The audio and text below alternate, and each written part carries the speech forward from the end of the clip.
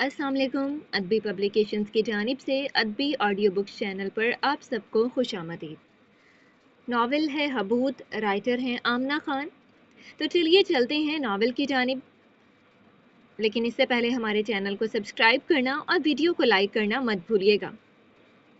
उन दोनों को उधर छोड़कर वह पीछे से लियोट्री की जानिब वापस बढ़ा। नीली रोशनियां मध्यम थीं। अंदर पहुंचकर उसने सारे रेस्टरूम बारी बारी चेक किए, सब खाली थे। मेन दरवाजे तक वापस आते उसने चिटखनी लगाई। स्याह आसमान एक बार फिर गिड़गिड़ा रहे थे। नीला कोट उसके जिस्म पर चित था, थके थके से कंधे और हल्के भूरे बाल बिखरे हुए। उसने एक हाथ उनमें से गुजारा और हालत सुधारी, साथ पसीना भी पहुंच गया। चंद लम्हात इंतजार करते उसने कमर में कसे टैबलेट को वापस बाहर निकाला और ऑन किया। अंधेरे में उसका चेहरा चमका, वहां फिक्रमंदी थी। फूले हुए होंठ चबे चबे से थे। अचानक लियोट्री के दरवाजे पर खटर पटर हुई। दरवाजा नहीं खुला तो नवारिद धीरे से खटखटाने लगा। राबिह का दिल भारी हुआ। अगर ये उमर सईद के अलावा कोई और हुआ तो वो बहाना बना देगा कि ये कलाबे कमज़ोर थे और खुदकाराना तौर पर जुड़ गए थे, इसलिए उसके खोलने से भी नहीं खुल रहे थे। लेकिन वो उमर सईद ही होगा, इसकी 6 माह की प्लानिंग यही कहती थी। दरवाज़ा धीमे से खोलते उसने सारी दुआएं पढ़ डाली। मजबूत, ऊंची सूरत और घनी मूछें। स्याह सूट में मलबूस व अल्फा ग्रुप का एग्जेक्टिव ही था, उमर सईद। अबरू तने थे। दरवाज़ा क्यों लॉक था? उसने नागवारी से सवाल किया और अंदर दाखिल हुआ। राबे को अभी से ही उससे नफरत हो रही थी। ये आजकल उसे कुछ ज़्यादा ही नफरत नहीं हो रही थी। दरवाजे में इशू है सर। उसने नल खोला और आहिस्तगी से हाथ धोने लगा। उमर सईद पीछे से गुजरकर बाथरूम की जाने बढ़ रहा था जब राबे ने हाथ लंबा करके टिशू का रोल नीचे गिराया और ठठक कर रुका। राबे पीछे झुका और औंधा होकर टिशू उठाया। राहदारी मुकम्मल स्याह थी सिवाय उन दो नफूस के। सामने से हटो। उमर की आवाज़ में रोब था, हकारत थी। राबे को समझ आने लगा उस आदमी से अकायर इस कदर क्यों चिढ़ा था। उसने कदावर आदमी मर्द के जूतों के पास से टिशू का रोल थामा और धीरे से सीधा हुआ। ऐसे तो आप चले जाएंगे। एग्जेक्टिव का इस्तराब कह रहा था। क्या मतलब? राबे अब टिशू मार्बल के काउंटर पर रख रहा था। नजरें यहाँ वहाँ थी। एक मक्कार मुस्कुराहट उसके होंठों पर बिखरी। मतलब कि ऐसे तो हमें बात करने का मौका ही नहीं मिलेगा। हेजल आंखों वाला कदम कदम चलता बाथरूम के दरवाजे तक आया और बाहें सीने पर फैलाईं। अब वो मुकम्मल उसका रास्ता रोके था। उमर सईद ने उसे गौर से देखा। क्या मैं आपको जानता हूँ? राबे मुस्कुराता रहा। आप मेरे प्लेन में खड़े हैं। उस पर मर्द वाज़े तौर पर ठटका और एक कदम पीछे हुआ। कुछ कहने को मुंह खोला लेकिन जिस्म ने कोई और ही दरख्वास्त की। अच्छा, मुझे रेस्ट रूम इस्तेमाल करने दो। उसने राबे के बराबर से गुजरना चाहा। राबे ने इस बार हिलने की कोशिश भी नहीं की। जब बीपीडी का मसला है तो कॉफ़ी थोड़ी कम पीनी थी ना उमर साहब। वो बराह रास्त खबरगिरी से बोला। यह मेरा वक्त है। आप गुसल खाने को देंगे तो मुझे अच्छा नहीं लगेगा। तुम्हें कैसे पता मुझे बीपीडी? उन मगरूर आंखों में खौफ का तासुर देखकर राबे ने बामुश्किल खुद को हंसने से रोका। मुझे बहुत कुछ पता है उमर साहब। ये भी कि आप अल्फ़ा ग्रुप के सीईओ हैं। ये भी कि इस वक्त आपके घर में आपकी बेटी और माँ अकेली है, क्योंकि बीवी बीजिंग के टेम्पल होटल में आपकी फ़्लाइट लैंड होने का इंतज़ार कर रही है। ये भी कि आपका बेटा जाफ़र उमर सईद स्विट्ज़रलैंड की यूनिवर्सिटी ऑफ जेनेवा के मेडिसिन कोर्स में एनरोल्ड है। और ये भी कि उसकी एक अदद गर्लफ्रेंड है। उमर सईद को मानो सांप सूंघ गया हो। ओह, शायद आखिरी बात आपको खुद नहीं पता थी। वो कमीनगी से मुस्कुराया। तुम कौन हो? बोलते उनके होंठ कांपे। एक नज़र दरवाजे को देखा। वो वापस कब बंद हो जाए? क्या चाहती हो मुझसे? मुझे मेरी फैमिली को कैसे? राबे दरवाजे से दूर हटा और चलकर दूसरी तरफ आया। उमर सईद दंग सा खड़ा रहा, बेहरकत। उसके हाथ नौब तक जाते जाते रुक चुके थे। एक लियोट्री में मीटिंग करने का मुझे कोई शौक नहीं है, लेकिन आपने कोई और रास्ता नहीं छोड़ा। Desperate times, you know. वो सिंक से टिक गया, पैरों की कैंची बनाई। किसके लिए काम करते हो तुम? दहशत से फराख डले उसे घूर रहे थे। मैं सिर्फ अपने लिए काम करता हूँ। वो पुरसुकून था। अलबत्ता आपकी इन्वेस्टमेंट्स देखकर बिल्कुल ऐसा नहीं लगता। अल्फ़ा ग्रुप तो बैंक करप्सी पर है के दर पर है। बेटे की ट्यूशन फीस किस कमेटी से भर रहे हैं आप? उसके तासुरात तने। क्या मतलब? शायद ये इस्तफसार गैर मतवक्की गुजरा था। राबे ने एक सांस बाहर छोड़ी। मुझे लगा था दुनिया में कमीने इंसान मुझ पर तमाम है, मगर अल्लाह, हाय, आपने तो नए रिकॉर्ड कायम कर दिए। अपने वर्कर्स की हक की तनख्वाहों से जेब भरते शर्म तो बिल्कुल नहीं आती होगी ना तुम्हें? बस इसलिए तुम्हारा अमालनामा तुमसे मिलने आया है। क्या चाहते हो तुम? तुम वकील हो? किसने हायर किया तुम्हें? उमर सईद के अल्फाज ज़बान पर पिघल गए, जबकि राबे ने उसे गिरेबान से पकड़ते पीछे बने दरवाजे पर दे मारा। हेजल आंखें सुर्ख चमक उठी। एक और बार तुमने पूछा कि मैं किसके लिए काम करता हूँ और तुम जान जाओगे 35,000 फुट की ऊंचाई कितनी ऊंची होती है। फिर गला आजाद किया और पीछे हटा। शक्ल पर वाज़ेह चिड़चिड़ापन था। वो उसे हाथ नहीं लगाना चाहता था। मैं तुमसे एक डील करने आया हूँ उमर। कहो, आवाज़ सहमी हुई थी। अल्फा ग्रुप के जिन जिन वर्कर्स के पैसे तुमने पिछले 5 सालों में भगोसे हैं उन्हें वापस लौटा दो। तुम्हारी कंपनी, तुम्हारा खानदान सब सेफ रहेगा। My words. उसने तुम जानते बूझते नहीं कहा था। उमर सईद ने अबरू उठाए और माहौल की तंगी के बावजूद मुस्कुरा दिया। मैंने ऐसा कुछ नहीं किया। मुस्कुराहट में झोल था, खौफ था। तुम्हें मुझसे मसला है, मुझे कोर्ट में चैलेंज करो। मैं ज़रूर ये बेवकूफ़ी करता अगर ना जानता होता तुम किस किस्म के इंसान हो। कानून तुम्हारे घर की लौंडी है। राबिह ने कोट की जेब से एक छोटा प्लास्टिक बैग निकाला। उमर की निगाहें उस तक उठी। उसमें उंगली की पोर के नाप की एक चिप थी। राबिह ने उसे हिलाया। ये तुम्हारा अमालनामा है। मुख्तलिफ कानून साजों के साथ होती मीटिंग्स की 6 माह की रिकॉर्डिंग। कुछ मिलिट्री लीडर्स भी हैं। गैर कानूनी slush funds, shell companies, offshore accounts, उन सब का ट्रैक रिकॉर्ड है मेरे पास। मुझे तुम्हारे गुनाहों से कोई गर्ज नहीं। तुम मरो या जियो, लेकिन उन लोगों के पैसे वापस कर दो। इसके बाद ये चिप कभी दिन नहीं देखेगी। तुम मुझे धमका रहे हो? एक 2 नंबर पायलट, एक सड़क छाप लड़का उमर सईद के मुंह पर खड़ा है। राबे ने कान की लू खुजाई। तुम्हें बताऊं इसका क्या हुआ था जिसने तुमसे पहले ये अल्फाज कहे थे? आंखों में झांक कर पूछा। अचानक उसका मुंह खुश्क हुआ। राबे मुस्कुरा दिया और धीमी सरगोशी की। ही इज़ नो मोर। वो मर चुका है। और ठीक ही तो कहा था।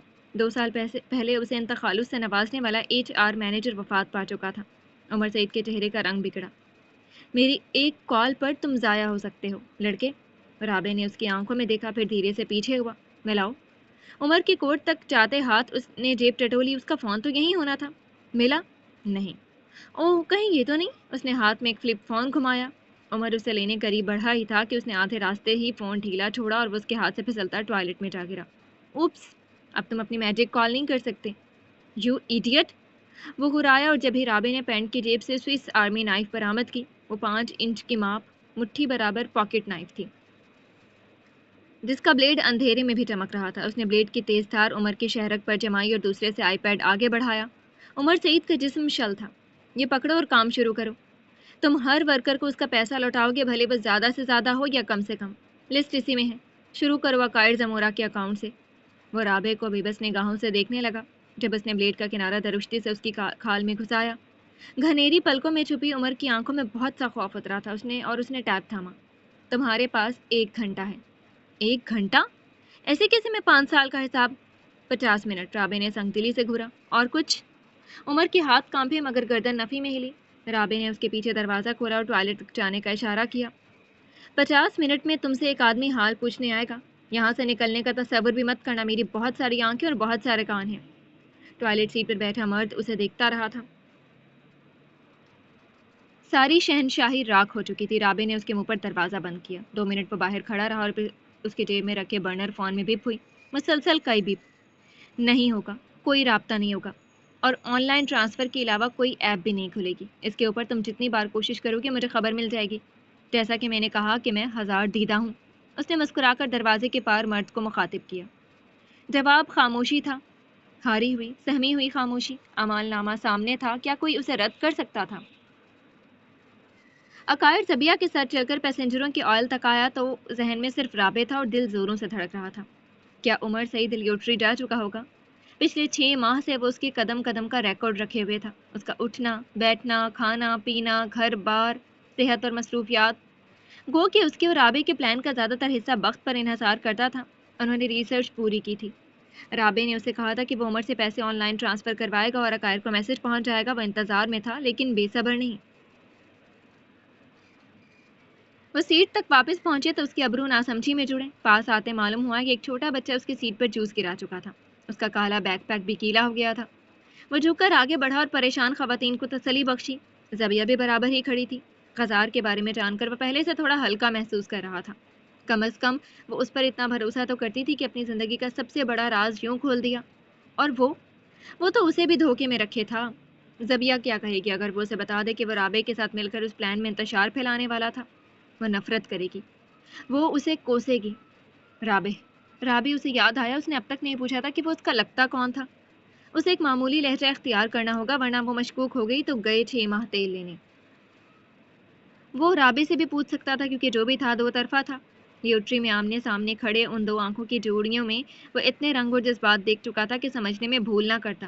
مرکز اس کا یہ جانا تھا کہ کیا وہ تعلق اچھی نسبت کا تھا یا بری، اور جو بھی تھا تو رابع نے اسے پچھلے 6 ماہ میں بتایا کیوں نہیں، حالانکہ وہ زبیہ کو اپنے سامنے دیکھ چکا تھا۔ اس نے اپنا بیگ پیک اٹھاتے بے تکلفی سے ہاتھ جھاڑے۔ ارے کوئی مسئلہ نہیں، میں یہ صاف کر کے آتا ہوں۔ لیپ ٹاپ اور کچھ مہنگی چیزیں زبیہ کو تھمائیں۔ یہ موقع اچھا تھا، چند ماہ کا بچہ اسے لیوٹری میں رابع کا جائزہ دینے کا موقع دے چکا تھا۔ لیوٹری کا دروازہ بجانے سے قبل اس نے آس پاس نظر دوڑائی۔ فلائٹ اٹینڈنٹ اور دیگر پیسنجر وہاں سے دور تھے، کوئی اس راستے آ گیا تو مسئلہ ہوگا، لیکن وہ دونوں 10 طرح کے جھوٹ پہلے ہی سوچ چکے تھے۔ ہلکی کھٹکھٹاہٹ کے بعد یہ دروازہ چرچرایا۔ عقائل نے چہرہ اوپر اٹھایا تو سرمئی آنکھوں میں تشویش تھی۔ سامنے کھڑے مرد نے اسے دیکھ کر ایک سانس اندر لی اور پرے ہو کر راستہ دیا۔ عقائل برابر سے اندر آ گیا تو رابع نے دروازہ واپس بند کیا۔ کہاں ہے وہ؟ عقائل نے بیک پیک کو ایک طرف ڈالا اور آواز میں ڈھیروں بے کلی لیے سوال کیا۔ پلان کے مطابق وہ ادھر ہی ملنے والے تھے۔ رابع نے اوپر سے نیچے اس کا جائزہ لیا، پھر تھوڑی بند دروازے والے ٹوائلٹ کی طرف اٹھائی۔ عقائل نے نوٹ کیا اس کے ہاتھ میں پاکٹ نائف تھی جسے وہ صاف کر کے اندر رکھ رہا تھا، اور شکل پر ناراضی۔ پائلٹ کے مخصوص یونیفارم میں وہ اچھا لگتا تھا۔ عقائل کا دل مارے خوف کے ذرا بے ترتیب ہوا۔ اس نے تیز دھار چھری کو دیکھتے الفاظ نکالے ہی تھے کہ رابع نے اسے ٹوک دیا۔ کچھ بھی نہیں کیا، اس سے پہلے کہ تم اخلاقیات پڑھاؤ مجھے۔ کچھ کہا اس نے؟ پیسوں کا کیا بنا؟ وہ سرگوشی میں پوچھ رہا تھا۔ بھیج رہا ہے، دھمکی دے رہا تھا یہاں وہاں کی۔ عقل ٹھکانے آ گئی اب۔ رابع نے ابرو سکیڑ کر اطلاع کی، پھر اسے دیکھا۔ تم پر شک تو نہیں ہوا کسی کو؟ عقائل نے نفی میں سر ہلایا۔ نہیں، آل از ویل۔ پھر اس کے ذہن میں ایک بتی جلی۔ اس نے رابع کو دیکھا جو وال میرر کا حال درست کر رہا تھا۔ تم زبیہ یمین کو کیسے جانتے ہو؟ استفسار نے رابع کے کوٹ سے ادھارتے ہاتھ روک دیے۔ چہرے پر ایک سایہ سا گزرا۔ عقائل طلبگار نگاہوں سے اسے ہی دیکھ رہا تھا۔ پائلٹ نے چہرہ جھکا کر نل کھولا اور ہتھیلیوں کے درمیان بہت سا پانی جمع کیا۔ کون زبیہ؟ چہرے پر چھینٹا پھینکا، پانی کی لکیریں اس کی ٹھوڑی سے گر کر فنا ہوئیں۔ اس نے دوبارہ ہاتھوں سے میں پانی اکٹھا کیا۔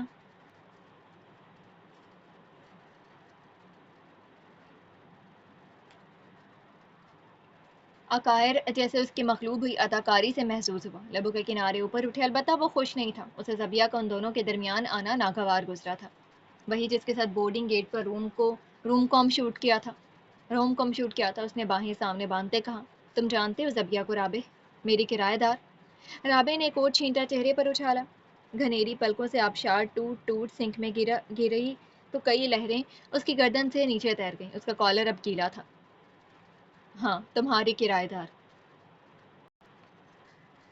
اسے جانتا ہوں میں، اس نے پرسکون انداز میں کہا۔ وہ زبیہ سے اپنی رقابت ماننے کو تیار ہی نہیں تھا، اس سے صرف مسائل ہونے تھے۔ تم کیا باتیں کر رہے تھے اسے تھوڑی دیر پہلے یہاں؟ تم نے مجھے کبھی بتایا کیوں نہیں کہ تم اس سے شناسا ہو؟ عقائر کو بات کی تہہ تک پہنچنا تھا۔ رابع نے نل بند کیا، پھر تولیے سے چہرہ سکھایا۔ راستہ بھول گئی تھی وہ؟ میں صرف راستہ بتا رہا تھا۔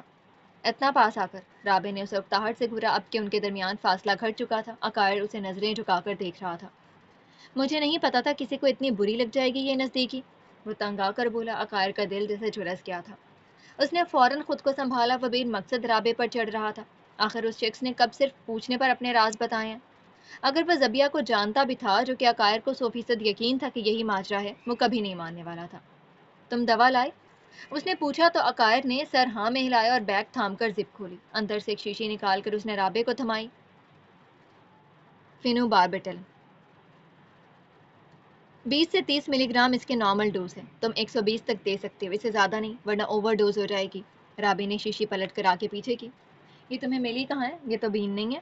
وہ اسے دیکھ کر فخریہ مسکرایا۔ کیا میں عقائر زمورہ نہیں ہوں؟ رابع نے تھک کر سر ہلایا، پھر اسے عمر سعید کا خیال آیا تو عقائر کو دیکھا۔ مجھے واپس جانا ہے، 50 منٹ میں سامان جمع کرانے کی ذمہ داری تمہاری۔ ٹیبلٹ اس سے لے لینا اور اسے دیکھ کر بھیجنا کہ منہ نہ کھولے، شکل بھی چھپا لینا اپنی۔ عقائر نے دھیمے سے گردن ہلائی تو اس نے سوال کیا، تم نے اپنا فون چیک کیا؟ پیسے موصول ہوئے؟ اس نے فوراً سیدھا ہو کر جیب سے فون برآمد کیا اور اسکرین پر چمچماتا میسج دیکھ کر اسے لگا اس کی آنکھیں بھیگ جائیں گی۔ اس کی 1.5 سال بھر کی تنخواہ اس کے اکاؤنٹ میں ٹرانسفر ہو چکی تھی۔ اس نے فون سینے سے لگایا اور آنکھیں بند کر کے خدا کا شکر ادا کیا۔ رابع اسے تکتا رہا۔ ان خالی خالی نگاہوں میں ہزار روک کر بھی ہلکی ایسی نرمی امٹ آئی تھی۔ تم انہیں اپنے بھائی یا والدین کے اکاؤنٹ میں ٹرانسفر کر دو، اس نے سرسری سے کہا۔ عقائر اب فون ان لاک کر کے اسکرول کر رہا تھا۔ میں اس سب کے بعد اسپین جاؤں گا تو ساتھ خبر دوں گا. ایڈرین خوش ہوگا کہ میں اس کے وائن یارڈ میں انویسٹ کر سکتا ہوں. اب وہ واقعی خوش لگ رہا تھا. اب بابا کو بھی اپنی سیونگز کی فکر نہیں کھائی جائے گی. اس نے چہرہ اٹھا کر رابع کو دیکھا. سرمئی آنکھیں گہری تھیں، پہاڑیوں اور آسمانوں سے زیادہ پرکشش. تھینک یو رابع، وہ مسکرایا. تھینک یو سو مچ، تمہاری دوستی میرے لیے اعزاز ہے. رابع کو لگا جیسے اس کا حلق اچانک کڑوا ہو گیا ہے. کچھ پتھریلا اور نوکدار اس کے گلے میں چبھ رہا تھا. اس نے نگاہیں پھیر لیں. احسان کا جذبہ اسے ہمیشہ بھاری پڑتا تھا. میں ابھی کہوں گا کہ انہیں ٹرانسفر کر دو. یہ فلائٹ کب لینڈ ہو، کہاں لینڈ ہو، اس کا بھی پتہ نہیں. اس کے بعد اچانک کتنی بھگدڑ مچ جائے گی میڈیا اور آفس میں کہ تمہیں وقت نہیں ملے گا یہاں سے جانے کا. تم نے اب تک سوچا نہیں کہ تم کہاں لے کر جاؤ گے پلین؟ اس نے خفیہ انداز میں چہرہ آگے کرتے پوچھا. رابع نے زمین کو دیکھا. آس پاس ہی کسی مشرقی ایشیائی ملک میں بھی ہانگ کانگ یا جاپان، شمالی کوریا بھی پاس ہے. پھر سیدھا ہوتے اس نے آئینے میں اپنے عکس کو دیکھا. ایک آخری بار. 50 منٹ بعد عقائر نے عمر سعید کا کام دیکھ کر اسے وہاں سے واپس بھیج دینا تھا. ظاہراً وہ اسے اپنی شکل نہیں دکھا سکتا تو ماسک کے پیچھے سے ساری کارروائی کرنی تھی. رابع کی دھمکیوں نے اس ایگزیکٹو کو اتنا تو ڈرا ہی دیا تھا کہ وہ منہ نہ کھولتا، اور اگر کھولنے کا دل چاہتا بھی تو اپنا فون وہ پہلے ہی کھو چکا تھا. سب ٹھیک تو ہوگا نا رابع؟ عقائر نے اچانک ایک آس لیے اس سے پوچھا. سامنے کھڑے مرد کے دل میں چبھن اٹھی. دروازے کی جانب بڑھتے قدم تھم گئے. اتنا کچھ غلط کر کے بھی اگر کچھ ٹھیک نہ ہوا تو؟ عقائد کی آواز کانپی. کسی کی جان کو خطرہ تو نہیں پہنچے گا نا؟ ہمارا پلان فول پروف ہے نا؟ پیچھے ننھے بچے ہیں اور ضعیف ماں باپ بھی. ہم انہیں خطرے میں تو نہیں ڈال رہے نا؟ اس نے ایک تھوڑی اکڑا کر اسے دیکھا. پچھلے 6 ماہ میں اگر میں تمہیں یقین نہیں دلا سکا تو اب کیا کہوں؟ عقائد نے سر نفی میں دائیں بائیں کیا. مجھے تم پر یقین ہے رابع، تم غم میں ہو لیکن مطلب پرست نہیں ہو. تم کسی شخص کو جانتے بوجھتے ہرٹ نہیں کر سکتے. نیزے یکے بعد دیگرے زہر میں ڈوبے نیزے اس کا سینہ ٹاپ کر دل میں گھونپ دیے گئے تھے. اس نے مٹھیاں بھینچ لی. اس نے جواب نہ دیا. جواب فریب جو تھا. میں جا رہا ہوں، کچھ بھی ہو تو مجھے اپ ڈیٹ کر دینا. ایئر پیس؟ اس نے آہستگی سے پوچھا تو عقائر نے اپنے کان میں ٹکی ایئر پیس کو تھپ تھپایا. سر ہلا کر دروازے کی طرف چل دیا. قدموں میں لرزش تھی. رابع آدم مطلب پرست اور متکبر ہی نہیں بلکہ اعلیٰ درجے کا غدار بھی تھا. Hall passenger cabin MH370 2:28 AM. لمحے وہیں سے ٹوٹتے ہیں. MH370 نیلی راہداری، کنارے کھڑا عقائر زمورہ اور ڈیوائس کی دوسری طرف موجود قابل پائلٹ رابع آدم. یہ کیا بکواس کر رہی ہو تم؟ عقائر کی نسوں میں خون ابل رہا تھا. کیا کہنا چاہتے ہو تم؟ رابع کیا کرنا چاہتی ہو؟ تم ان 6 ماہ میں سمجھے ہی نہیں میں چاہتا کیا ہوں عقائر. تم میرا دشمن ہی نہیں پہچانے. کون ہے تمہارا دشمن؟ عقائر کی آواز میں جھجک تھی، خوف تھا. ایک لمحے کے توقف کے بعد رابع بول پڑا. میں رابع آدم. عقائر کی ریڑھ کی ہڈی سنسنا اٹھی. گلے میں سے ایک بے آواز ہوک آزاد ہوتے ہوتے رہ گئی. تم تمہیں سمجھ ہی نہیں آیا میرا انتقام کس سے ہے؟ رابع ایسے کہہ رہا تھا جیسے مایوس ہوا ہو. میں کس کو ختم کرنے نکلا تھا؟ سیاہ لیدر جیکٹ میں ملبوس مرد کے دماغ کی رگیں پھڑ پھڑا رہی تھی. یہ وہ کیا کہہ رہا تھا؟ نہیں رابع. اس کی آواز روحانسی تھی. عقائر کو سمجھ نہیں آ رہا تھا کہ وہ کیا کرے. اس شخص کا دل کیسے پھیرے؟ ایسے کیسے یار؟ موت کا دامن تھام کر تمہیں زندگی کی اذیت سے رہائی کیسے مل سکتی ہے؟ نہیں مل سکتی. موت زندگی سے بہتر کیسے ہے؟ وہ رازدار نہ ہوتا تو پھیپھڑے کھنگال کر چیختا، اپنی جلد نوچ ڈالتا. کیونکہ حیات میں حساسیت ہے، درد مندی ہے، روگ ہے، دلاسا ہے، حوصلہ اور کمبخت امید بھی. رابع نے ٹھہر کر سانس لی. سانس میں لرزش تھی. کیا 5 سال میں وہ پہلی مرتبہ سچ کہہ رہا تھا؟ یہ کسی مجاہد کی نہیں بلکہ اپنے ضرر تلے روندے سورما کی پکار تھی. اور میں تھک گیا ہوں. میں اندر باہر سے کھوکھلا ہو گیا ہوں. میرے سینے میں ایک چبھن ہے، مسلسل غیر شناسا جو کسی بھی طبیب یا حاذق کے علم میں نہیں آتی. وہ اسے بے سکونی کہتا ہے عقار، مگر یہ بے سکونی نہیں ہے، یہ ناس ہے اور یہی موت ہے. عقائر کو اپنے آنسو بہتے محسوس ہوئے. اس نے چکنے ہاتھوں سے چھوٹا ڈبہ آگے پیچھے کیا. پیر جامد تھے اور بے سکون بھی. تم مضبوط مرد ہو رابع. تم موت کا سہارا نہیں لوگے اپنی اذیت سے بھاگنے کے لیے. مجھے تم سے ایسے کسی کی امید نہیں ہے. کیا واقعی تمہیں کوئی اور آپشن نہیں دکھتا؟ وہ دیوار سے ٹک گیا. کاکپٹ میں بیٹھا رابع بے گنگ اور بے حرکت نشست اسے سن رہا تھا. کم آن رابع، زندگی کی کوئی ایک یاد، کوئی ایک گھڑی جس کے لیے تم جینا چاہتے ہو، جس نے تمہیں مقصد دیا. کاش وہ کاکپٹ کا دروازہ کھول کر اس کے قدموں میں گر جاتا، لیکن عقائر کو یقین تھا کہ اگر وہ دروازہ کھل گیا تو اس کے دل میں کئی دروازے بند ہو جائیں گے. وہ رابع آدم سے اس گھڑی کے بعد سے نفرت کے علاوہ کوئی رشتہ نہیں رکھتا تھا. ہاں، تھی ایسی گھڑی جس نے مجھے مقصد دیا، مجھے شعور بخشا. کون سی؟ مجھے بتاؤ. ہم اس کے لیے جئیں گے. میں تمہارا دوست ہوں. وہ بےتاب تھا. کیا جینے کی تمنا انسان کو اتنا بے بس بنا دیتی ہے؟ MH370 کی پلاننگ. وہ سن پڑ گیا تھا. ساری حرکات فنا سی ہو گئی تھی، اور اسی پل عقائر نے خواہش کی کہ اے رب، کاش تو نے مجھے 2 دل دیے ہوتے، کیونکہ اس صدمے کو جھیلنے کے لیے ایک ناکافی تھا۔ میں 5 سال سے صرف اس گھڑی کے لیے جی رہا ہوں عقائر، آج کے لیے، ابھی کے لیے۔ عقائر کے آنسو زار زار ٹوٹتے گئے۔ وہ رو رہا تھا، اس کا آکسیجن ماسک گیلا تھا اور سینے میں قید دل بزمی۔ میں رابع آدم ہوں، پیشے سے پائلٹ، TTDI کا رہائشی۔ میری ایک بہن تھی، ایک بہنوئی، ایک بھانجی اور ایک ماں۔ 12 سال کی عمر میں طیاروں میں اپنا معبود ڈھونڈا تھا۔ 17 سال کی عمر میں جہاز کی کاکپٹ پہلی بار دیکھی تھی۔ 21 سال کی عمر میں اپنی پہلی سولو فلائٹ لی تھی۔ میں حلال تھا اور میں ہی شمس تھا۔ میری چمک لازوال تھی، میری داستان سنہرے پنکھوں سے رقم کی ہوئی۔ MH370 کا کونا کونا اپنے انجام کار کو سن رہا تھا۔ ہیبت تھی یا اصلی چاہت، اس کا پتہ لگانا دشوار تھا۔ اس ہستی کی زمین سے کئی اوپر بلندیاں میرا مقام تھی۔ مجھے سرور ملتا تھا بادلوں میں، ہمیشہ اپنا بوجھ آسمانوں پر ڈال دیا کرتا تھا، وہ مجھے سنبھال لیتے تھے۔ لیکن ایک گھڑی آئی جب انہوں نے مجھ سے مراد مانگی۔ آسمان نے طلب کی کہ میں اس کا بوجھ اٹھاؤں، میں انکاری تھا۔ میں سفاک تھا، میں کاذب تھا، آسمان کذاب کو مہلت نہیں بخشتے، اس لیے اللہ نے پردے لگائے ہیں۔ شیاطین تک اس کو روک کر پار نہیں کر سکتے، میں تو پھر ایک ادنا شے تھا۔ ٹھنڈی ساکت ہوائیں سیاہ آسمانوں کو چی رہی تھی، لیکن MH370 اپنے وزن پر قابض تھا۔ آخر کب تک؟ انہوں نے مجھے پٹخ دیا۔ میں نے آسمانوں کی رفاقت چھوڑ ان کا غضب مول لے لیا تھا۔ مجھے زوال دیا گیا کیونکہ آسمان میرا مقام نہیں تھا۔ میری جگہ نیچے تھی، بہت نیچے، پستی اور نابودی کے آخری تخت گاہوں میں۔ وہاں کے لیے ہے انسان۔ میں نے اپنے کریئر کو، اپنی ہر خوشی، ہر خواب پر ترجیح دی، ہر لمحے، ہر جواب پر فوقیت دی۔ میں نے خاندان چھوڑے، محبت داؤ پر لگائی، اور 35,000 فٹ کا ایک جھٹکا مجھ سے وہ سب چھین گیا۔ اس نے وقفہ لیا۔ کیا وہ رو رہا تھا؟ عقائر کو لگا تھا کہ وہ رو رہا ہے۔ اس کی آواز کیلی تھی، ناک سے بحال ہوتی سانسیں غیر متوازن۔ عقائر نے پلکیں موند لیں اور دیوار کے ساتھ پھسلتا چلا گیا۔ فون جیسی شے اسی طرح اس کے کان پر تھی۔ میں لمحات واپس چاہتا ہوں عقائر، بلندی کے نہیں، پستی کے۔ مجھے میری ماں کا ہاتھ چومنا ہے، بہن کا مان رکھنا ہے، اپنی بھانجی کو دنیا کی ہر وہ خوشی دینی ہے جو اس نے مجھ سے مانگی تھی یا مانگنی تھی۔ وہ نہ بھی مانگتی میں تب بھی دے دیتا۔ لوگ کہتے ہیں 5 سال پہلے حادثہ ہوا تھا، میں بے قصور ہوں۔ نہیں عقائر، میں ہی گنہگار ہوں، میں سیاہ ہوں۔ میں اپنا خاندان ہڑپ کر گیا، میں بلندیوں کا پیروکار اپنے خون کی حفاظت نہیں کر سکا۔ میری بہن میری شہنشاہی میں تھی اور میں اسے نہیں بچا سکا۔ اب کہ وہ دبی دبی سسکیوں سے رو رہا تھا۔ رابطے کے دونوں طرف بیٹھے مرد بکھرے تھے، ایک کو موت کا خوف تھا اور ایک کو زندگی سے وایا۔ میرے خسارے انگنت ہیں، ان کا وزن ادھک ہو رہا ہے۔ یہ میرا دم گھونٹ دیں گے، یہ مجھے ملال کی موت ماریں گے۔ تم پوری سیاہ نہیں ہو، تم پوری طرح سیاہ نہیں ہو، تم صرف ضرر نہیں ہو۔ خشک تردیدی بیان عقائر ڈیوائس میں کہہ رہا تھا۔ رابع خاموش رہا۔ اتنی دیر بولنا اس کا گلا دکھا گیا تھا۔ تم میں حساسیت ہے ابھی، تم خیال کرنا جانتے ہو۔ میری بات سنو جو میں کہنے لگا ہوں۔ رابع کا لہجہ واپس سنجیدہ ہو گیا تھا۔ بورڈنگ گیٹ پر تم نے زبیہ یمین کی جان بچانی چاہی تھی۔ اس کے تنفس بگڑے، زبان کی نوک پر بنتے الفاظ وہیں زائل ہو گئے۔ رابع گنگ سا سنتا گیا۔ تم میں حساسیت ہے، تم اس کی زندگی بچانا چاہتے تھے۔ رابع، تم محبت کرتے ہو اس سے آج بھی۔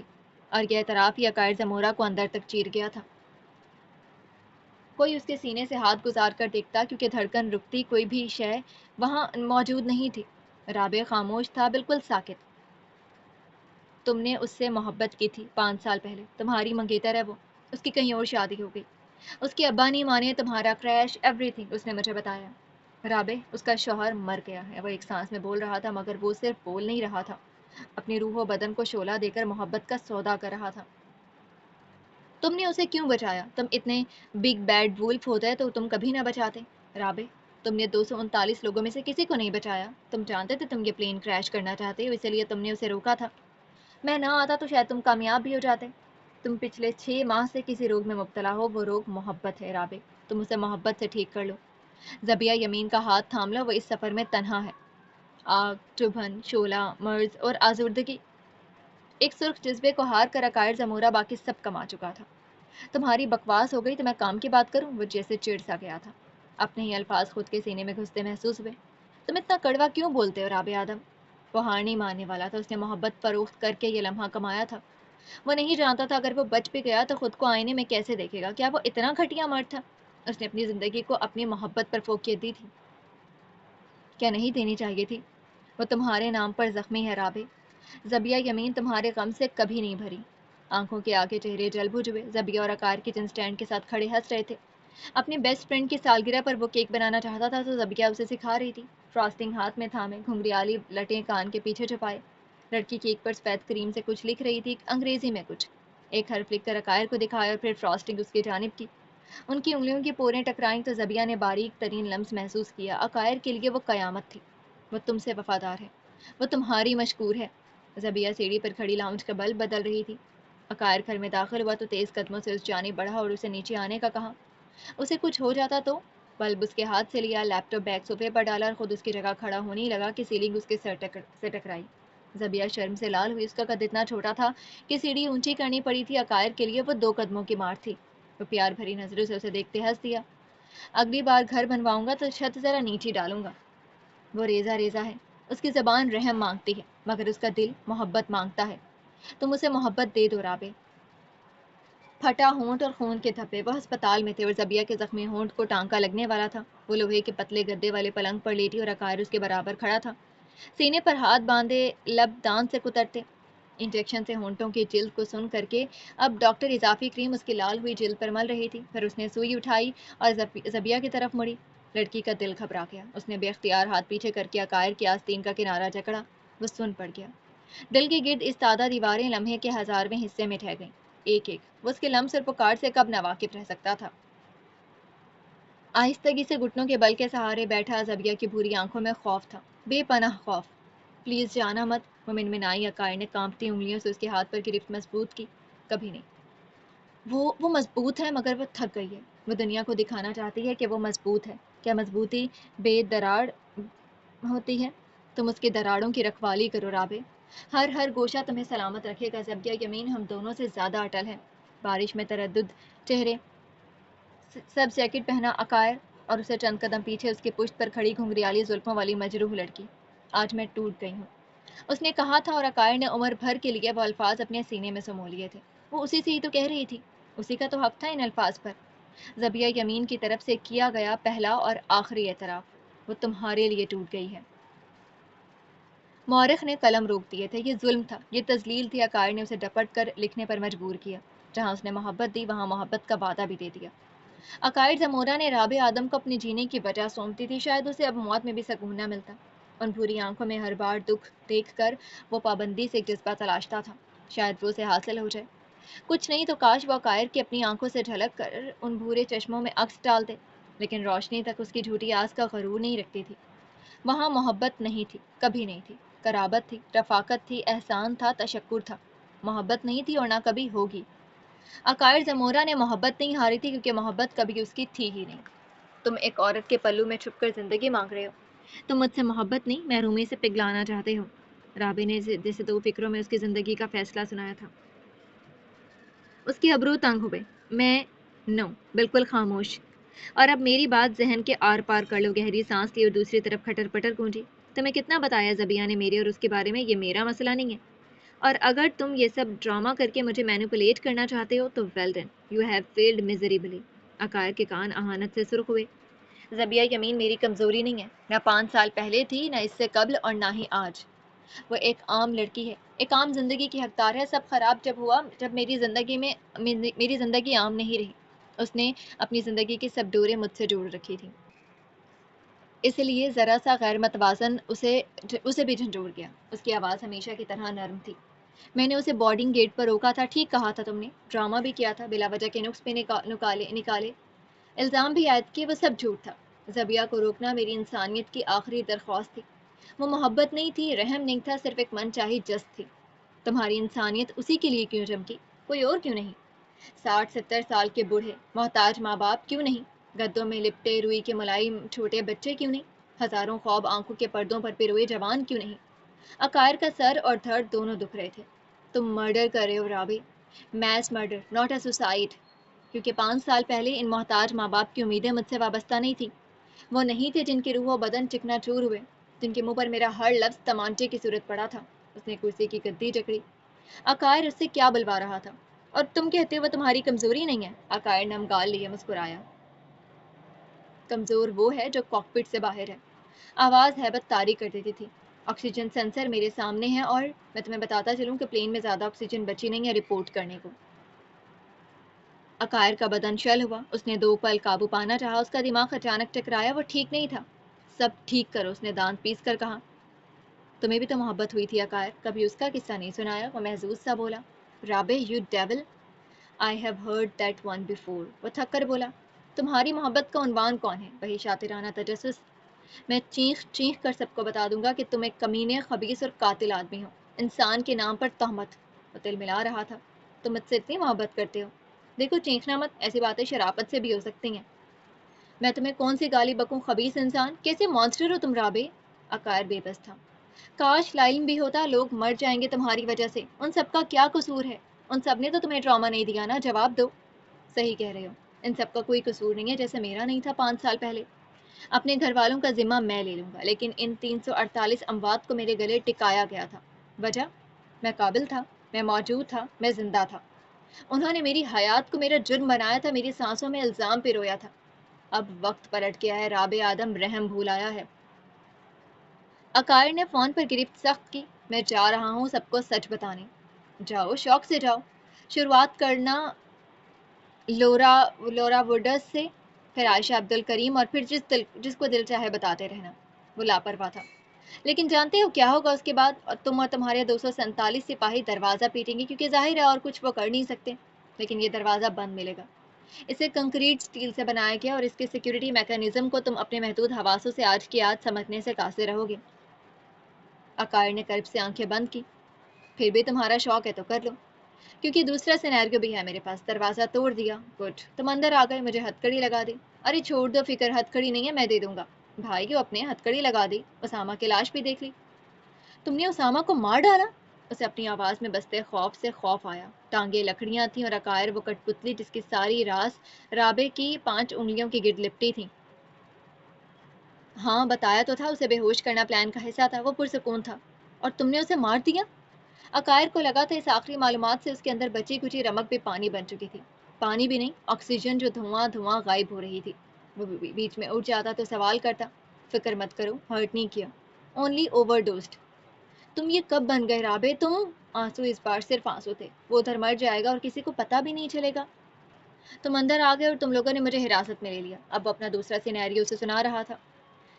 میک شفٹ پائلٹ سے لینڈنگ کروائی اور مجھے کوالالمپور لے گئے۔ وہ مجھے اریسٹ کریں گے، تو سب سے پہلے نام تمہارا باہر جائے گا عقائر۔ وہ مجھے ڈیتھ پینلٹی پر ڈال دیں شاید، لیکن تمہیں؟ وہ سنگ دلی سے ہنسا۔ تمہیں سول ایویشن اتھارٹی کچا جب آ جائیں گے، کوئی یقین نہیں کرے گا تمہارے اس پلان میں صرف اتنا سا حصہ تھا کہ تم ایک بندے سے جس نے تمہارے حق کے پیسے کھائے تھے، ذرا سی بلیک میلنگ سے اپنا پیسہ نکلوا رہے تھے۔ وہ تمہیں ماسٹر مائنڈ سمجھیں گے اور مجھے پپٹ۔ مجھے یہ قبول ہے، وہ ہانپتے ہوئے بولا، فون کو دوسرے کان پر شفٹ کیا۔ مجھے قبول ہے رابع، مجھے ساری عمر تم پر بھروسہ کرنے کے جرم میں سلاخوں کے پیچھے سڑنا قبول ہے، لیکن انسانی جانوں کا ضائع ہونا نہیں۔ تم باہر آؤ، میں تیار ہوں۔ تمہاری عزت اتار دیں گے وہ لوگ، رابع نے جیسے تنبیہ کی۔ میں خود کی نظروں میں نیلام ہو چکا ہوں۔ عقائر زمورہ کا گھمنڈ، اس کا رتبہ، وہ آپ تھے۔ تم نے اسے توڑ دیا، تم نے مجھے توڑ دیا، مجھے اور کوئی ہرا نہیں سکتا۔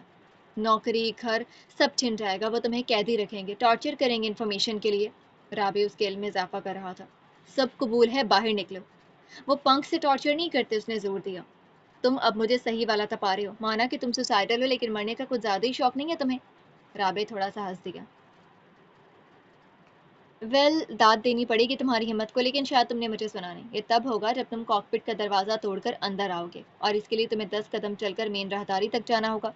وہاں لورا سے مخاطب ہونا ہوگا، لیکن تمہارے لیے جو فاصلہ 10 قدم ہے وہ میرے لیے صرف ایک بٹن ہے۔ عقائر کے ابرو ناسمجھی میں جڑے۔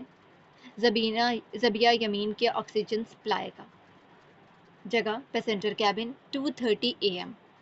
زبیہ نے گردن اکڑا کر سامنے دیکھنا چاہا، وہ اب تک واپس نہیں آیا تھا۔ اسے اچھا نہیں لگا تھا کس طرز و طریقے سے ان کی آخری گفتگو ہوئی تھی۔ عقائر ضرورت سے زیادہ حساس ہو گیا تھا اور زبیہ خلاف معمول نردئی۔ اس نے کمزور انگلیوں سے ماسک چھیڑا اور نظریں آس پاس دوڑائیں۔ مسافرین بے ساکن و حرکت اپنی نشستوں پر ڈھہ چکے تھے، ہلکی دھیمی سانسیں۔ کوئی نہ کچھ کہتا تھا نہ پوچھتا تھا، وجودیت کا تحفہ مزاحمت سے کہیں زیادہ اقدس تھا۔ راہداریوں کے گرد چلتی فلائٹ اٹینڈنٹس نے بھی اپنی رفتار دھیمی کر لی تھی، اور ایک دو بار زبیہ نے خود نوٹ کیا تھا کہ ان کی آنکھیں جھپکتے ہوئے بند ہونے لگی تھیں۔ وہ بیٹھ جاتی، آواز بحال کرتی اور پھر واپس چلنا شروع کرتی۔ कौन कौन से तोहफे थे जो आज उनसे छीनने लगे थे, और क्या उनमें से एक सांसों का भी था? हर सू खामोशी थी,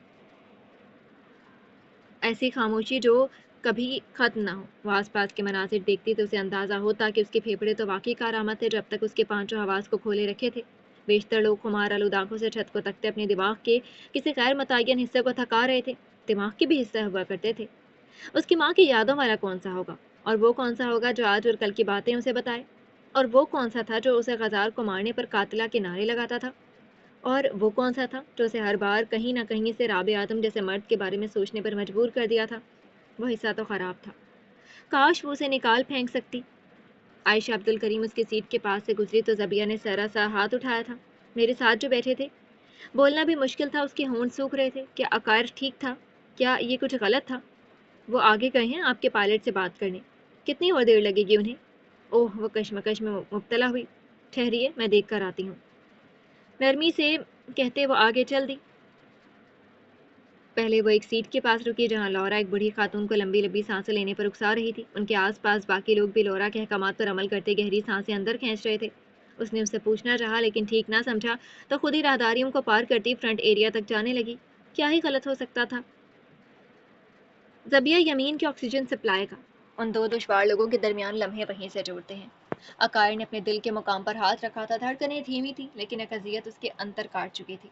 सांसों की कमी से उसने सर झुकाया और आंखें मूंदी। क्या बक रहे हो? उसे लगा उसने गलत सुना है। वही जो तुम सुन रहे हो। ज़बिया यमीन का ऑक्सीजन सप्लाई मेरी पोरों तले है, इस उसी का नहीं, तुम सबका। अगर तुम इतने ही जिद्दी हुए मेरा राज फाश करने के लिए तो ज़बिया अपनी आखिरी सांसें चैन से नहीं ले पाएगी। सफ़ाक, सरीह, हर किस्म के जज्बे से आ रही लहजा। गुनाह इंसान का दिल स्याह कर देता है। तुम उसे मारोगे। अकायर अचानक हंस पड़ा। ये खौफ था, ये सब खौफ था, और तुम चाहती हो मैं यकीन कर लूं? शायद तुम उसका नीला और मुर्दा मुंह देखकर बेहतर यकीन कर पाओ। दूसरी तरफ एक दो क्लिक्स हुए। अकायर का दिल छलनी छलनी हो गया। वो एक अचानक घुटनों के बल बैठा, खुद को कदमों पर मजबूर करते खड़ा हुआ। तवाजुन बिगड़ा तो उसने दीवार जकड़ी। No, stop! इस बार आवाज़ मुकाबलतन तेज थी, डरावनी, वहशी। खबरदार, खबरदार, मैं तुम्हारा वो हाल करूंगा कि किसी भी अदल और अदालत में इसे जस्टिफाई नहीं किया जा सकेगा। ज़बिया की डेड बॉडी को कंधा देने से पहले या बाद? गारत हो तुम राबे, तुम्हारा जो भी खुदा है तुम्हें गारत करे। अल्लाह, भगवान, यसू सब तुम्हें जहन्नुम की आग में झोंके। ये गुस्सा नहीं था, नफरत थी। नफरत सी नफरत। मेरा खुदा मुझे 5 साल पहले गारत कर चुका है। पेशे को पूजोगे तो यही सबब पाओगे। अपनी कमियां ज्यादतियां कभी मोहब्बत में क्यों नहीं ढूंढी? क्या वो लोग कम थे? तुम्हें ढूंढ कर क्या मिला? ज़बिया मिली? नहीं मिली ना। तुम सिर्फ एक बैंडेड हो उसके ज़ख्मों पर। तुम अपना पूरा वजूद उसके एक खराश पूर करते गुजार दोगे, और वो अपनी जिल्द के ठीक होते ही तुम्हें नोच फेंकेगी। अकायर ने जबड़ा भींचा। उसे हैरत नहीं हुई, उसे पता चल चुका था। वह हैरत और ताजुब के सारे जज्बात मार आया था। अब सिर्फ कर्ब था, कर्ब जो बेजानी की और धकेल दे रहा था। तुम उसे मान से देखते हो अकायर, उसकी ज़बान का जहर जिसे लम्हे भर को ज़ायल हो गया था। तुम्हारी नज़र में उसके लिए हया है, एहतराम है, ख्याल है, लेकिन तुमने आज तक ज़बिया को अपनी तरफ वैसे देखते नहीं पाया। जानते हो क्यों? अकायर खामोश रहा। ये अजियत थी। मुझे जवाब के लिए ताकीद करना पसंद नहीं है, राबे ने बेलचक अंदाज में कहा। नहीं जानता, न जानना चाहता हूँ। उसका अपना दिल है, बेशक मुझसे ना लगे। इससे मेरी नज़र में उसकी वैल्यू कम नहीं होगी। तुम जानते हो, अपनी अना के पीछे छुप रहे हो। अब पायलट की आवाज़ मतज़ब्ज़ब थी। तुम ये सुनना चाहते हो कि वह तुमसे मोहब्बत करती है? तुम उसकी मौत का इश्तिहार सर पर टांग कर उसे एतराफ़ चाहते हो? आकार ने सीना दबाते हुए कहा। दर्द बढ़ रहा था। वो मुझसे मोहब्बत नहीं करती। करती भी है तो उसे काबू करना जानती है। वो जानती है मैं कौन हूँ, कि मुझ में कितना शर है। वो मेरी आंखें पढ़ लेती है। मैं आंखें चुरा सकता हूँ मगर वो दिल तक पहुँच जाती है। अचानक जैसे कुछ नवारद टूट गया था अंदर, उसके अंदर। तुम उसे नहीं मार सकते। राबे, अपने आप को सुनो। तुम मोहब्बत के आखिरी दर्जे पर खड़े हो। तुम्हारी मोहब्बत तो तुम्हारी है। क्यों उस मासूम को सज़ा दे रहे हो अपने खसारे की? ये सज़ा नहीं, रिहाई है, निजात है, सुकून है। वो जहाँ जाएगी उसे मेरा ख्याल सताएगा। यही कहा था ना तुमने कि मेरी वफादारी ने उसे तोड़ दिया है। मैं उसे जोड़ रहा हूँ, ज़ख्म ज़ख्म सी रहा हूँ। उसने सांस ली। और जहाँ तक रही तुम्हारी बात, तो ज़बिया तुमसे इसलिए मोहब्बत नहीं करती क्योंकि वह तुम में खुद का अक्स देखती है। अकायर जामिद हो गया, बेसुखन, बेहरकत। तुम उसकी ज़िंदगी में बहार हो, फरार हो, उम्मीद हो कि सब ठीक हो जाएगा। सब अफरा तफरी के दरमियान एक लैंडमार्क हो। वो ये मेरी ज़िंदगी में बन चुकी है और इसका अंजाम जानती है। उसे उस अंजाम से डर है। वो मैं बनने से खौफ खाती हूँ, और तुम्हें अपना आप बनता देखना उसे कबूल नहीं। تم جھوٹے ہو 100%، لیکن یہ میری تھیوری ہے۔ 7 ماہ سے تمہیں اس کے آس پاس دیکھ رہا ہوں۔ زبیہ کو میں 21 سال کی عمر سے جانتا ہوں، وہ محبت سے بھاگتے نہیں ہیں۔ شفقت کی آبشار تلے وہ بار بار اپنا منہ دھو دے گی۔ اسے کوئی چیز روکی ہے، ورنہ تم برے نہیں ہو۔ ہمارا مذہب، اس نے آنکھیں بند کرتے کہا۔ تم زبیہ کے لیے چھوڑ نہیں سکتے۔ مجھے نہیں لگتا وہ اتنا بڑا مسئلہ ہے، اس نے جیسے بات ہوا میں اڑائی۔ عقائر کی مٹھیاں تنگ ہوئیں لیکن حرکت مشکل ہوئی تھی۔ وہ حس لمس کھو رہا تھا۔ میرا مذہب میرے لیے اہم ہے، تنگ اعصاب سے چبا کر ادا کیے الفاظ۔ اوہ ویل، افسوس، رابع نے جیسے ہاتھ جھاڑے۔ تم جا رہے تھے شاید، جانا چاہتے ہو؟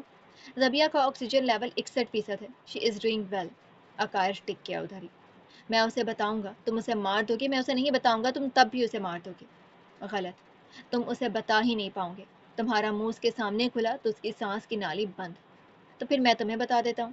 سیاہ لیدر جیکٹ والی پشت دیوار سے ٹکرائی۔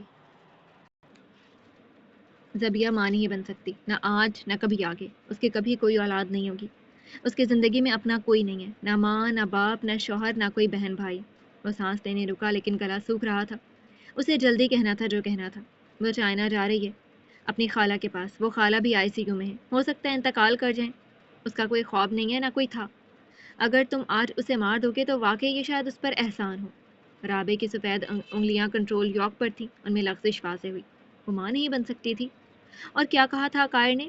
اور اس نے کیوں سنا تھا؟ وہ سن ہی نہیں پایا تھا۔ میں چاہتا ہوں زبیہ میرے بعد جائے۔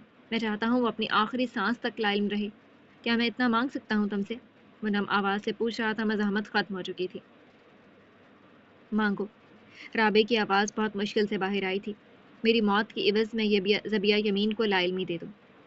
کیا یہ تمہاری آخری خواہش ہے؟ بے رحم مگر صریح استفسار۔ عقائر نے ٹھوڑی جھکائی۔ ایک اور آخری منظور۔ وہ پرسکون تھا۔ عقائر چہرہ جھکا کر تھوڑا اور رونا چاہتا تھا مگر آنسو نہیں تھے۔ اب وہ سانس کے ساتھ آنسو بھی کسی سے بھیک مانگے؟ راہداری میں اسی پل ٹک ٹک کی آواز آئی۔ وہ سیدھا ہوا اور جلدی سے ماسک درست کیا۔ سرمئی آنکھوں کی سرخی جھپک جھپک کر مٹانی چاہیے۔ ایک سایہ واضح ہوا اور پھر سیاہ حجاب۔ عائشہ عبدالکریم۔ لیکن یاد رکھنا، میرے بہت سارے کان اور بہت ساری آنکھیں ہیں۔ ذرا سی بھی چوں چراؤں اور تمہارے پلک جھپکنے سے قبل زبیہ یہ پلین اور تمہیں چھوڑ چکی ہوگی۔ رابع آخری بار تنبیہ کر رہا تھا۔ آپ کی بات ہو گئی؟ اس کی آواز کی نرمی ویسی ہی تھی، البتہ لہجہ سست تھا، وہ بھی کمزور تھی۔ عقائر نے مٹھیوں کو بند کیا۔ اس کا کسی اور سے کوئی تعلق نہیں تھا، وہ سب کی زندگیاں بیچ کر اس کی خرید لایا تھا۔ جی، وہ فون دینے لگا تھا۔ آپ کے کیپٹن نے سمجھا دیے، ڈسینڈ نزول شروع ہونے والا ہے بہت جلد۔ اسے ڈیوائس دو اور اچھی پیاری مسکراہٹ کے ساتھ چلتے بنو۔ عائشہ کے سامنے تو وہ اسے کوئی القابات سے نواز نہیں سکتا تھا۔ دل ہی دل میں 3 زبانوں کی گالیاں دہرائیں اور سیاہ ڈبہ اس کی جانب کیا۔ اپنی نشست تک جاتے وہ بدل گیا تھا۔ یہ وہ عقائر زمورہ نہیں تھا جو چند لمحات قبل اسی راہداری کو پار کر کے آیا تھا۔ کیپٹن سب ٹھیک ہے نا؟ عائشہ نے رابطہ جوڑا۔ کاکپٹ میں بیٹھے رابع نے سر سیٹ میں پیچھے کیا۔ اس کی گردن کے پٹھے اکڑ رہے تھے۔ آپ ٹھیک ہیں؟ نرم آواز جو لکڑی تک پگھلا جائے۔ عائشہ کا دل تو پھر موم تھا۔ وہ تھوڑا سا چونکی، پھر مسکراتے ہوئے نیچے دیکھنے لگی۔ جی، اور آپ؟ رابع کی مسکان ادھوری تھی۔ مردہ لبوں کے کنارے سے بیچ تک پھیل کر وہ اس کی شکل کو ایک خوفناک تاثر دیتی تھی۔ یہ مسکان نہیں تھی، یہ مسکان نہیں ہو سکتی تھی۔ اس نے ہیڈ سیٹ کانوں پر لگائے، تیارچی ماسک کے پار ہیزل آنکھیں ہر چمک، ہر روشنی سے تہی تھی۔ میں بھی ٹھیک ہی ہوں۔ Flight MH370 2:35 AM passenger cabin. قدموں کی چاپ پر زبیہ ٹھٹک اٹھی۔ غائب دھیرت سے چہرہ ایک طرف ڈھلکاتے اس نے گردن موڑ کر عقائر کو دیکھا جو سستی سے اپنی سیٹ تک لوٹ رہا تھا۔ وہ ایک ہاتھ آکسیجن ماسک پر سجائے ٹوٹتی ٹوٹتی سانسوں کے ہمراہ چل رہا تھا۔ زبیہ کے دل کو گہری چوٹ پہنچی۔ اس کی حالت پہلے سے زیادہ خراب اور شدید ہو گئی تھی۔ بالائے سر بنی سرخ پتیاں اور اپنی مانوس روشنی قطرہ قطرہ ان دو وجود پر نچھاور کر رہی تھی۔ ارد گرد ماحول میں ایک اجنبی سی بے سخنی تھی۔ ہر کوئی اپنی نشست میں بے حرکت، بے عقل، گنگ سا پذیر تھا۔ راہداریوں میں ٹہلتی فلائٹ اٹینڈنٹس بھی ایک سرے سے دوسرے سرے تک پہنچنے کی ہمت نہیں جتا پا رہی تھی۔ عائشہ عبدالکریم ایک ستون کے ساتھ ٹکی ہوئی اپنی پیشانی تھامے تھی۔ لورا وڈوس منظر کے زاویے میں نہیں تھی مگر زبیہ نے اسے لڑکھڑاتے دیکھا تھا۔ عقائر؟ چند منٹ قبل ہوئی کل بحث کو نظر انداز کرتے اس نے پکارا۔ بھوری آنکھوں میں زمانے کی بےقلی تھی۔ بھاری قدموں سے اس تک پہنچتے عقائر نے پہلی مرتبہ گیلی پلکیں اٹھا کر اسے دیکھا۔ سرمئی آنکھوں میں خوف زیادہ تھا یا رنج؟ زبیہ یمین پڑنے سے قاصر رہی۔ وہ نزدیک آیا تو اس کی نامکمل اور خستہ سانسوں کی مہک محسوس ہوئی۔ کیا ہوا تمہیں؟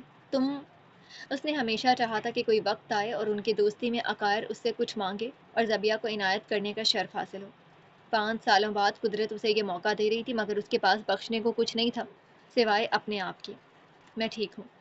وہ آواز اب آواز بھی نہیں تھی، عقائر کے الفاظ ایک بھرائی ہوئی سانس کے مترادف تھے۔ زبیہ کو اپنی آنکھوں میں محرک نمی امٹتی محسوس ہوئی۔ اس نے آگے جھکتے اس کی ارکناک انگلیاں اپنے ہاتھ میں لیں اور اسے سہارا دیا۔ بیٹھو یہاں اور خاموش رہو۔ تمہیں کیا ہو گیا ہے؟ کیا ہوا وہاں؟ تم رابع سے بات کرنے گئے تھے نا؟ اس کا اپنا آکسیجن ماسک آنسوؤں سے تر ہونے لگا تھا۔ عقائر کی اس قدر بکھری صورت اس کی روح تک کو ساخت کر گئی تھی۔ اس نے اب تک عقائر کا ہاتھ تھاما تھا۔ وہ جواب دینا چاہتا تھا، مگر ہر لفظ پر سانس کا قفل بندھا تھا۔ اسے اپنے سینے کے گرد ایک غیر مرئی بندھن کستا محسوس ہو رہا تھا۔ گلا تنگ تھا اور سانس لینے کی ہر کوشش اسے درد دے رہی تھی۔ عقائر، مجھے دیکھو۔ آکسیجن ماسک کے پار اس کی آواز بھرا رہی تھی اور کچھ اس کی اپنی ہی سانسیں ادھڑی ادھڑی سی تھیں۔ سرمئی آنکھوں نے سمت موڑی تو ان میں پلٹتی سرخ ڈوریاں واضح ہوئیں۔ عقائر کی آنکھیں بھیگی تھیں، چبھن سے، کرب سے۔ زبیہ نے بے بسی سے اس کے ہاتھ پر اپنی گرفت مضبوط کی۔ ہمت کرو، صبر کرو، تمہیں کچھ نہیں ہوگا۔ بھوری آنکھیں مارے خوف فراخ تھے۔ اس کے چہرے کی گرد بندھا سیاہ حجاب ڈھیلا پڑ گیا تھا۔ سلونی پیشانی پر گھنیری زلفیں پسینے سے شرابور تھیں۔ اس کے اپنے تنفس بگڑے تھے، مگر اس نے اپنی تمام استعداد اس کے لیے وقف کر دی۔ وہ جسے اس کی ضرورت تھی، وہ جو اس کی ضرورت رہا تھا۔ عقائر کو دمہ کے اٹیک کا شناسا انقباض اپنے وجود پر اترتا محسوس ہوا۔ آکسیجن کی حاجت سے یہ دباؤ پل پل ادھک رہا تھا۔ اس نے دوسرے ہاتھ کی کپکپاتی انگلیوں سے ماسک سدھارنا چاہا، لیکن سب بے سود ہوتا معلوم ہوا تھا۔ ہر کوشش، اس کی گرد دنیا سستے سے بے نور ہو رہی تھی۔ آوازیں گھٹ رہی تھی، سماعت میں تپش کھل چکی تھی۔ اس نے چہرہ زبیہ کی جانب موڑا، آنکھوں سے رابطہ جوڑنا چاہا، شاید وہ پڑھ لے۔ رابع نے کہا تھا وہ اس کی آنکھیں پڑھ لیتی تھی۔ کیا 5 سالوں بعد عقائر یہ امید کر سکتا تھا کہ اس کی آنکھیں بھی زبیہ کے لیے قابل درک ہوں؟ زبیہ نے ایک ہاتھ سے اس کا بازو تھاما۔ عقائر، پلیز پلیز عقائر، ہمت کرو، سب ٹھیک ہو جائے گا، میں سب ٹھیک کر دوں گی۔ وہ منت کر رہی تھی، بھیک مانگ رہی تھی۔ تم بہت مضبوط ہو، تم نے کہا تھا تم مضبوط ہو، بس سانس لو۔ سرخ روشنی اس کے نم گالوں پر پھسل کر کسی خوف کی نہیں بلکہ موت کی علامت بن گئی تھی۔ سرمئی آنکھیں اسے دیکھتے جل رہی تھی، سیاہی اس کی بصارت کے کنارے کتر رہی تھی۔ ایسا معلوم ہوتا تھا اس کا دماغ تیز رفتار سے کسی ٹنل سے گزر رہا ہو۔ دیگر نشستوں پر براجمان مسافرین اس کے شعور سے چھٹ رہے تھے۔ ٹیڑھے میڑے ماسک ان کے پسینے سے شرابور چہروں پر لٹکے تھے۔ زبیہ نے خود کو اس کے نزدیک ہوتے محسوس کیا۔ سرخ روشنی ان کے درمیان تیسرا وجود تھی۔ اس کی سبکیاں غم کا غل مچاتے بھڑک رہی تھی۔ وہ بے آس تھی، نراش تھی۔ اس نے نہایت باریکی سے عقائر کے گرد اپنے بازو لپیٹ لیا، چہرہ اس کے سینے پر رکھا۔ 5 سال میں پہلی بار، شاید زندگی میں پہلی بار، اس نے اس شدت سے چاہا تھا کہ کسی کی روح کا تمام ملال، جسم کا سارا بوجھ اپنے اندر سمو لے۔ عقائر نے ولمس اپنے پورے وجود کا محاصرہ کرتا محسوس کیا تھا۔ اپنی بکھری مٹی صورت کو اس کی باہوں میں ادراک کیا۔ اس کی سانسیں ناکافی تھیں، ہر جہد میں ٹیس اٹھتی تھی، مگر اس نے لرزتا ہوا ہاتھ اس کے سر تک بلند کیا۔ آخر کار عقائر نے اپنی تمنائی انگلیوں کو اس کے سیاہ گھنگریالی لٹوں سے گزرنے کی اجازت دی۔ ان کی نرمی کو اپنی پوروں تلے پھسلتا ہوا، ان کی مہک کو اپنے وجود میں گھلتا محسوس کیا۔ جس اظہار کی خواہش اس نے پوری حیات اپنے اندر کاٹ دی تھی، اب وہ سوکھی ریت کے مانند دانہ دانہ اس کے کلاب سے نکل رہا تھا۔ زبیہ کے بالوں میں ٹھہرا اس کا ہاتھ حصے لمس کھو رہا تھا، حرکت ترک کر رہا تھا۔ اس نے کئی مرتبہ اپنے احساسات کی شدت اس تندی سے محسوس کی تھی کہ گمان ہوا تھا اس کا دل خالی از فعلیت ہو گیا ہے۔ کئی راتیں بے خواب، کئی تصاویر بے آب، کائی کے آگے انکہے الفاظ اور ہوش مندی کے آخری تقاضوں پر قائم وہ بے نیاز۔ لیکن جو آج تھا، جو ابھی تھا، جو اس کی آغوش میں تھا، وہ اس سب سے کبھی تھا۔ اس دفعہ حقیقت آگاہی لے کر آئی تھی۔ عقائر زمورہ برسوں سے اس محبت میں کھل رہا تھا جس کا اقرار اس کی زبان پر بھی مانے تھا۔ احساس اس کی بقیہ سانسوں کا سکون بھی چھین چکا تھا۔ گرد و نواح میں بکھرا سرخ رنگ اب صرف سرخ نہیں تھا، وہ مرض تھا، موت تھا، وہ زبیہ تھی اور وہ اسے لٹا آیا تھا۔ زبیہ، اس نے سرگوشی کی، دل کی دردناک دھڑکنیں بھی ہم آہنگ ہوئیں۔ سرمئی آنکھوں نے بھوری گہرائیوں کو جانچا۔ وہ بلک رہی تھی، ٹوٹ رہی تھی، گرم تپتے آنسو عقائر کا چہرہ بھگو رہے تھے، اس کے، زبیہ کے۔ عقائر، لا الہ الا اللہ، وہ کہہ رہی تھی، اس کی سانس بھاری تھی۔ عقائر، پلیز بولو لا الہ الا اللہ۔ مسلسل اس کی سیاہ جیکٹ تھامے بھیگی آنکھیں اوپر اٹھائے۔ اپنے نازک ترین حواسوں سے بھی وہ اس کی پاکیزگی اور خلوص دل پر مسکرا دیا۔ جو موضوع ان کے درمیان 5 سالوں میں نہیں اٹھایا گیا تھا، موت کا اشارہ ان سے وہ بھی کہلوا گیا تھا۔ زبیہ اس کے سینے سے ٹکے سرخ آنکھوں سے اسے دیکھ رہی تھی۔ وہ مسلسل منمنا رہی تھی، لا الہ الا اللہ، محمد رسول اللہ۔ عقائر، یہ کہو میری خاطر۔ اسے یہ بھی ہوش نہیں تھا وہ کیا کہہ رہی تھی، کیوں کہہ رہی تھی۔ صرف ایک خوف تھا کہ وہ اپنے عزیز ترین اثاثے کو خود سے دور نہیں دیکھ سکتی تھی۔ وہ گھر سے نکلی تھی تو اس نے عقائد زمورہ سے ممالک اور وقت کی دوری قبول کی تھی، لیکن اب قسمت اسے آزما رہی تھی۔ وہ اس قربانی کے لیے تیار نہیں تھی۔ وہ اسے سنتا رہا، اس کی سانسیں گنتا رہا، اس کے بالوں میں انگلیاں پھیرتا رہا۔ ہر سانس اس پر قرض تھی، لیکن دل میں اس عورت کے لیے محبت افزوں تھی۔ کاش وہ کہہ سکتا جو وہ اسے کہلوانا چاہتی تھی، لیکن ایمان کے فیصلے دل کی سن کر کیے جاتے ہیں، دل پر حکمرانی کرنے والوں کی نہیں۔ زبیہ، اس نے دوبارہ اسے پکارا۔ آواز کمزور اور ناہموار تھی، اس کے آنسو زار زار بہہ رہے تھے۔ عقائر کی پیشانی پر امٹتی نمی میں کھل رہی تھی۔ وہ اتنا قریب تھی کہ وہ اس کی پلکوں کا ایک ایک بال الگ سے گن سکتا تھا۔ عقائر کو اچانک اپنی قسمت پر رشک آیا تھا۔ دنیا بجھ گئی تھی۔ عقائر زمورہ کے لیے صرف زبیہ یمین کا وجود رکھتی تھی۔ اس نے ڈگمگاتی انگلیاں اس کی آنکھوں کے نیچے رکھی اور ماسک کے اوپر آنسوؤں کی ایک پٹی صاف کی۔ زبیہ نے بے اختیار آنکھیں بند کی۔ شکریہ، شکریہ، وہ کہہ رہا تھا۔ اس کی سانس پھنس رہی تھی۔ زبیہ کے آنسو تیز ہوئے، اس کی سسکیاں بلند ہوئیں۔ اس نے اپنے چہرے پر رکھے اس کے ہاتھ کو تھاما۔ نہیں، وہ بضد تھی۔ نہیں، نہیں، دوبارہ محبت مت کرنا۔ اس نے بمشکل الفاظ جوڑے، ہاتھوں سے جان آزاد تھے، لیکن وہ اسے تھامنا چاہتا تھا۔ اس کے انگوٹھے نے زبیہ کے گال کا خم چھوا، نمناک آنسو نیچے لڑک گئے۔ وہ عریض آنکھیں کھولے اسے دیکھ رہی تھی۔ بھووں کے درمیان ایک لکیر طے ہوئی، دل میں مروڑ اٹھی۔ محبت؟ سیاہی اندھیرے میں کھل رہی تھی، خنکی بے جانی کی جانب چل پڑی تھی۔ عقائر کو اپنے اعضاء آہستہ آہستہ مفلوج ہوتے محسوس ہوئے۔ اس نے زبان کو حرکت دی۔ ایک آخری بار، اس سے مت کرنا۔ اس کا ہاتھ زبیہ کے گال سے پھسل گیا۔ سرخ روشنیاں ایک ایک کر کے گل ہو گئیں۔ تمام دنیا پر چھائیوں کی نظر ہوئی۔ زبیہ کی چیخیں، اس کے آنسو، سب مان پڑ گئے۔ آگاہی کے اختتامی مرحلے پر کھڑے عقائد زمورہ نے آخری سانس میں بھی اس پر احسان کر دیا تھا۔ وہ بھی اپنی ناگفتہ بن مدعو محبت کے ساتھ فنا ہو گیا تھا۔ بھوری آنکھوں کے آگے گہری دھول تھی، سیاہ بھوری پھر سفید۔ اس کے حواس ایک دوسرے میں مدغم ہو رہے تھے، سماعت اور بصارت کے درمیان قائم روک ہٹ رہا تھا۔ کہیں دور اسے سورج کی پیلی شعاعیں اٹھتی نظر آ رہی تھیں، کان میں مدھم کلکاریاں گونج اٹھیں۔ اس کے قدموں تلے زمین تھی، ٹھوس لکڑی کے تختے، ناکے جہاز کا ڈگمگاتا پل۔ اس منظر میں نیا پن تھا، تازگی تھی، خوشبو تھی۔ بھیا، ختم کرنا ہے کھانا، ادھر آؤ شاباش۔ نسوانی آواز اس کے سر کے عقبی حصے سے امڑ رہی تھی۔ وجود کو اپنے ننھے پیر اور تیزی سے بھاگتے محسوس ہوئے۔ دھم دھم دھم۔ بہت شرارتی ہو گئی وہ لڑکی، اس کی ماں ڈپٹنے کے انداز میں کہہ رہی تھی، لیکن لہجے میں ہلکی مامتا جھلک ہی آئی تھی۔ انہوں نے دوسرا حربہ اختیار کیا۔ اچھا ماما کہانی سنائیں گی، یہاں آ کر بیٹھو۔ شفقت سے اپنے برابر قالین پر رکھے تکیے تھپ تھپائے۔ 7 سالہ زبیہ کو وہ آفر معقول معلوم ہوئی، اس لیے گلابی تلوے اٹھا کر بنا آواز پچھلی جگہ پر واپس آ گئی۔ ہلکے بھورے رنگ میں ٹمٹماتے بھرے بھرے گال، گول ہرنی جیسے سیاہ آنکھیں اور بھاگنے کے باعث غیر منظم سی گھنگریالی لٹیں۔ جامنی رنگ کا جمپ سوٹ پہنے وہ خاموشی سے نیچے بیٹھ گئی۔ اس کے ہاتھ میں اپنے من پسند ہرے رنگ کا گڈا تھا، جسے وہ گرینی کہتی تھی۔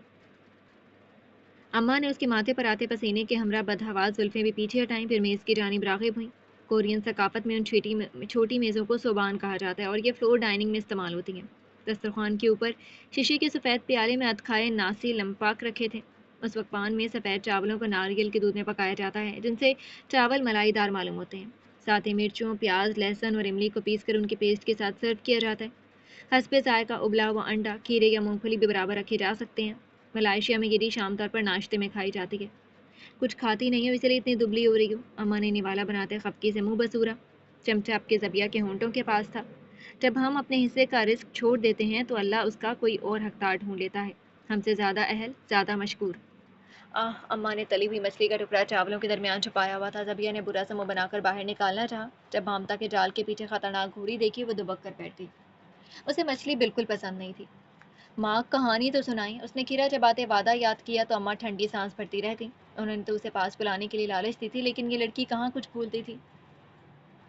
ٹھیک ہے، یہ کہانی ماما کی فیوریٹ ہے، اسی لیے غور سے سننا۔ وہ نرمی سے مسکرائیں۔ زبیہ نے بڑی آنکھیں ڈبڈبائیں۔ یہ بھی کسی پرنسس کی کہانی ہے ماما؟ انہوں نے انڈے کا ٹکڑا اس کے قریب کیا۔ یہ کسی پرنسس کی نہیں، بلکہ آپ کے جیسی ایک چھوٹی بچی کی کہانی ہے۔ زبیہ کو پرنسس کے علاوہ جن بھوتوں اور جانوروں کی کہانیاں پسند نہیں تھیں، لیکن کیونکہ وہ اس کی ماں کی پسندیدہ کہانی تھی تو وہ سن سکتی تھی۔ وہ سن لے گی۔ یہ کہانی ایک چھوٹی بچی کیرن کی ہے۔ زبیہ نے اگلا نوالا کھانے کے لیے منہ کھولا۔ کیرن ایک نہایت مفلس خاندان سے تعلق رکھتی تھی۔ جب اس کی ماما وفات پا جاتی ہیں تو کیرن کو ایک امیر بوڑھی خاتون گود لے لیتی ہیں۔ وہ بارش والی شام تھی جس اثر میں 8 سالہ زبیہ نے خود کو گھر کی دہلیز پر پایا۔ خاندان کے مرد اس کی ماں کا جنازہ اٹھائے گھر کی چوکھٹ پار کر رہے تھے۔ وہ خاموش آنکھوں سے سب دیکھ رہی تھی۔ جب اس کی ماں زندہ تھی تو کیرن کے پاس پھٹے پرانے سرخ جوتوں کی ایک جوڑی تھی، لیکن جب اس بوڑھی عورت کے گھر جا کر اس زندگی کے نئے دروازے کھلنے لگتے ہیں تو وہ اسے نئے سرخ جوتوں کی ضد کرتی ہے۔ سرخ جوتے؟ 7 سالہ زبیہ نے گھنی ابرو گڈمڈ کی۔ اس کی ماں مسکرا دی۔ ہاں، سرخ جوتے یہ کہانی کا مین کردار ہے، اب غور سے سنو۔ انہوں نے اسے کھیرے کا ایک ٹکڑا پکڑایا۔ بوڑھی خاتون کو کیرن بہت پیاری تھی، اسی لیے وہ اسے سرخ جوتے فوراً لا دیتی ہیں۔ کیرن کو وہ سرخ جوتے اتنے پسند آتے ہیں کہ وہ انہیں ہر روز چرچ پہن کر جاتی ہے۔ اماں نے اسے یہ بھی بتایا کہ چرچ کیا ہوتی ہے۔ 15 سالہ زبیہ رباب اور مرتضیٰ کے نکاح پر گردن جھکائے دیگر لڑکیوں کے ساتھ بیٹھی تھی۔ مرتضیٰ نے مائک پر قبول ہے کہا تو اس نے نگاہیں اوپر اٹھائیں۔ ہال میں اٹھتی تالیوں کی گونج کے درمیان ہیزل رنگ کی آنکھیں اس پر جمی تھیں۔